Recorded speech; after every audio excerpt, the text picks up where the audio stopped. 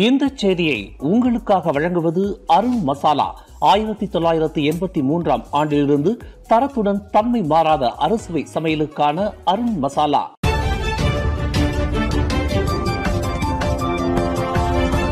வணக்கம். திசைகளின் ஒரு மணி செய்திகள். பாலஸ்தீனர்களின் உரிமையை தற்காப்பதில் துருக்கியுடன் மலேசியா உறுதியுடன் நிற்கும் பிரதமர் அன்வார் திட்டவட்டம். பாலஸ்தீன மக்களின் போராட்டத்தை தொடர்ந்து ஆதரித்து அவர்களின் உரிமைகள் மற்றும் சுயமரியாதையை காப்பதில் துருக்கியுடன் இணைந்து உறுதியாக நிற்பதற்கு மலேசியா உறுதி பூண்டுள்ளதாக பிரதமர் டத்தோஸ்ரீ அன்வார் இப்ராஹிம் தெரிவித்துள்ளார். துருக்கிய அதிபர் ரிசப் தாயிப் எர்டோகனிடம் இருந்து தொலைபேசி அழைப்பை பெற்ற டத்தோஸ்ரீ அன்வார் ஒடுக்கப்பட்ட பாலஸ்தீனியர்களின் குரல்களை பாதுகாப்பதில் துருக்கி அதிபரின் உறுதியான நிலைப்பாட்டிற்கு தனது பாராட்டுகளை தெரிவித்துக் கொண்டுள்ளார். காசா மக்களின் துன்பங்கள் குறித்து உலகம் இன்னமும் வாய்மூடி மௌனியாக இருந்துவிட முடியாது.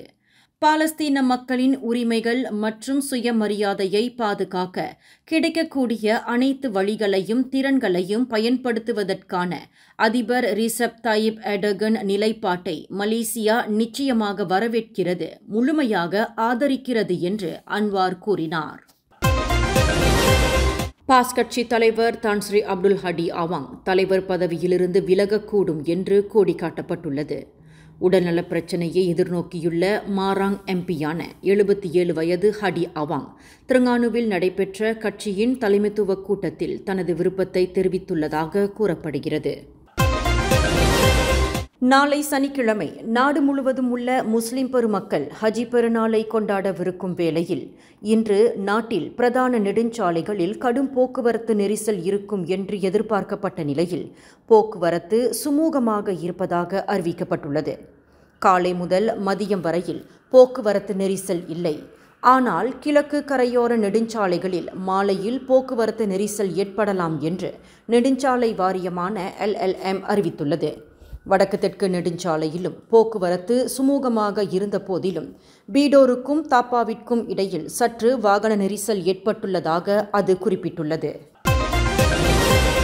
கொண்டோமினியம் வீடமைப்பு பகுதியில் 30வது மாடியில் இருந்து கீழே விழுந்து 4 வயது சிறுவன் ஒருவன் மரணமுற்றான்.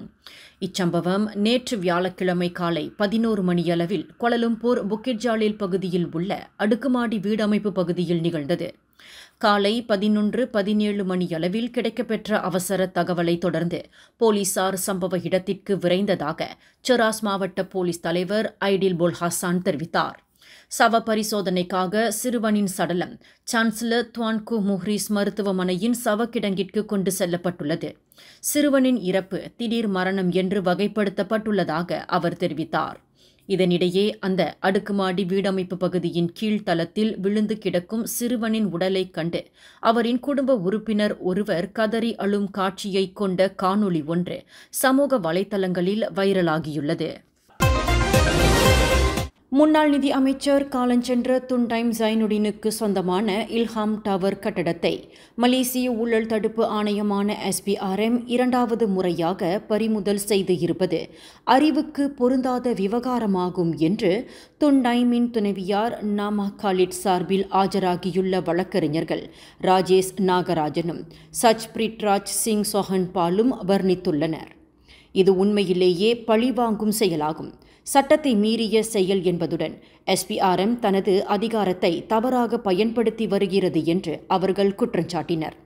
முன்னாள் நிதி அமைச்சர் டைம் ஜைனுடினுக்கு எதிராக பிரதமரும் SPRM தலைமை ஆணையரும் பல்வேறு குற்றச்சாட்டுகளை கூறி வந்தாலும் அவருக்கு எதிராக இதுவரை நீதிமன்றத்தில் எந்தவொரு நடவடிக்கையும் எடுக்கப்படவில்லை என்று அந்த இரு வழக்கறிஞர்களும் தெரிவித்தனர். கோலாலம்பூர் மாநகரின் மையப்பகுதியான பெர்சியாரான் KLCC அருகில் ஜலான் பிஞ்சாயில் வீற்றிருக்கும் 60 மாடிகளை கொண்ட 7வது மிக உயரமான கட்டடமான துன்டைம் ஜைனுடினுக்கு சொந்தமான அந்த கட்டடம் சட்டவிரோத பணமாற்றம் சட்டத்தின் கீழ் பறிமுதல் செய்யப்பட்டுள்ளதாக SPRM நேற்று அறிவித்ததை தொடர்ந்து அவ்விரு வழக்கறிஞர்களும் கருத்துரைத்தனர். கடந்த மே 13ஆம் தேதி தெலோக் இன்தான் லங்காப்பில் நிகழ்ந்த கோர விபத்தில் 9 FRU போலீஸ்காரர்கள் மரணம் அடைந்தது தொடர்பில் இந்த விபத்தில் சம்பந்தப்பட்டுள்ள லாரியின் உரிமையாளர் நிறுவனம் மீதான விசாரணை அறிக்கை இம்மாதம் இறுதியில் தயாராகிவிடும் என்று சாலை போக்குவரத்து இலாக்காவான ஜேபிஜேவின் அமலாக்க இயக்குனர் கிஃப்லிமா ஹசான் தெரிவித்தார்.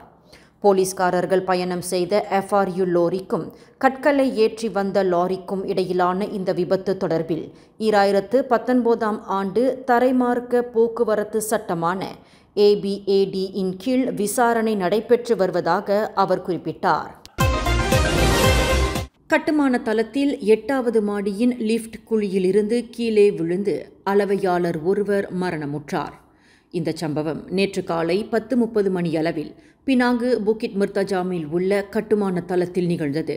அந்த செவேயர் 8வது மாடியிலிருந்து 27 மீட்டர் உயரத்தில் கீழே விழுந்ததாக நம்பப்படுகிறது. 8வது மாடியில் மின்தூக்கி பொருத்துவதற்காக அளவிடும் பணியில் அவர் ஈடுபட்டு இருந்தபோது இந்த சம்பவம் நிகழ்ந்தது. 8வது மாடியின் லிஃப்ட் குழிக்கு அருகில் யாரும் சென்றடையாமல் இருப்பதற்கு போதுமான தடுப்பு வேலிகள் அமைக்கப்பட்டுள்ளன.